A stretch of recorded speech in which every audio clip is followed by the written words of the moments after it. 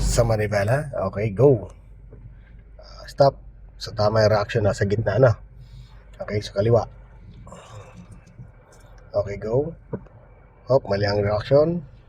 Then position, ayusin mo. Then gitna na. Stop. Sa kanan naman.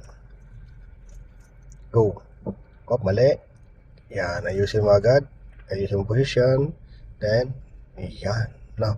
So hanggang gumaan lang yung hawak mo sa manibela. Kasi nararamdaman ko medyo pigil, matigas yung kamay mo sa manibela. So kailangan yung relax na relax lang to. Kailangan yung galaw, hindi yung tigas na tigas yung ano, no. Okay, so ito yung magpapalambot dito. Ito yung exercise na to. Okay? So pag galawin mo lang sa akin mo, go. O stop. Diretso, walang problema. Wala kang babaguhin. Ikutin mo sa kaliwa. Okay, so ready na? Go. Nag-react sa kaliwa, kabigin ng kanan, then i-position. Konti lang, then gitna. Very good. Okay, isa pang test. Sa kaliwa, sa kanan naman. Okay, go. Up, mali ang reaction. Kabigin ng kaliwa, then i-position, konti, then gitna. Ayan, ano. So, dahil sa exercise na yan, so, pwedeng maiwasan natin yung, mataranta sa kalsada. No, so pag nag-react ang sakyan, maagapan mo kagad na mali yung takbo ng sakyan, no. Imbis na diretso puntang kaliwa, imbis na pa diretso ka kumanan, no. So nararamdaman mo na siya kasi di natin kita nga yung gulong. So nandito sa manibela yung ating basehan. Okay? So isa pa. Go. Iyan, nakadiretso. Walang problema, no. Kaliwa naman. Okay, go. Mali. Ayusin mo agad. Then correction, then gitna. Okay, stop. So, isa pa, kailangan yung konting galaw pa lang, dapat ramdam mo na agad. Kasi isang karakteristik ng isang driver, yung pakiramdam, matalas dapat. Pag mali ang galaw ng sakyan mo, kailangan ramdam mo kaagad. Konti pa lang, baguhin mo na agad. Huwag mong hintayin na. So, para iwas disgrasya na. Okay? Sa kanan naman tayo. O, kaliwa yan, kanan. Yan, para balanse. Okay? Go. Yung mali. O, ayusin mo siya. Then, correct. Then, gitna. No. Okay? So, reverse naman tayo, sir. Dito sa mirror, sa kanan. Go, atras. So, lapit ang gulong sa guhit. Then, pag lumalapit, lalayo mo konti. Okay, lapit ulit. Dahan-dahan lang. Pag nag-aatras, kailangan kontrolado natin yung ating sasakyan. Sige, diretso ka lang doon. Very good. Ayan. So, at least marunong ka na mag-trace ng guhit. Yun. Malaking bagay yan. Pag alam mo yan, no? Makaka-atras ka ng hindi ka makakasabit. Sige pa, hanggang dulo tayo. Sige pa.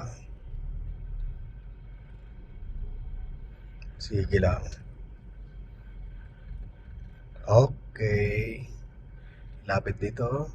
Then, gitna. Stop. Iyon.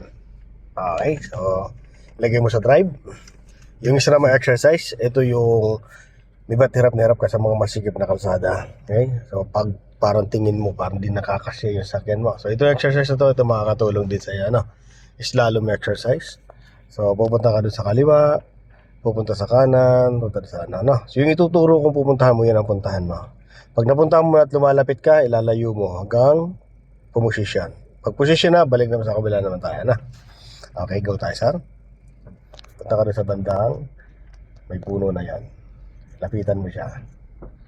Yan. Pag lumalapit na, layo. So masyadong malayo ka pa. Lapit mo na. Okay.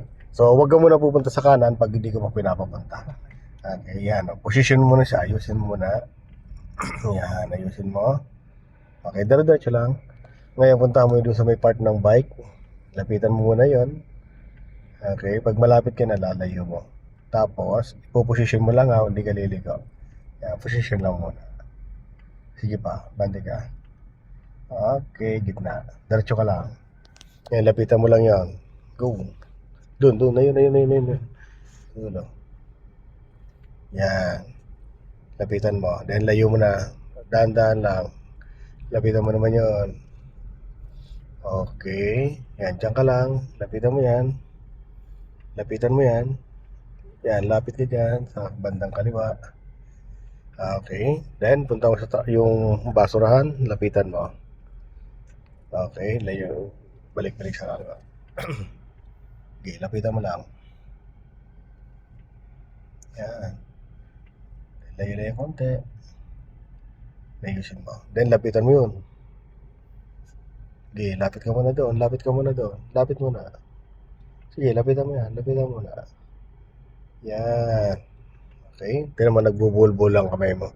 Kailan matanggal natin yan? O, dito ka, dito. Then, lapitan mo to. Kabigan mo pa. Okay, layo. Ilayo mo siya. Layo mo. Layo mo siya. O, babanggain mo to. Ayan na. O, lapit ka doon. Dito. O, layo mo na. Kante. O, lapit pa. Yan. Para yung manibela mo, gumaan yan. Para maiwasan din natin pagkabulbul ng kamay mo. Nagbubuhol-buhol eh. Lapit pa dito. Lapit pa dito. Yan. Diretso.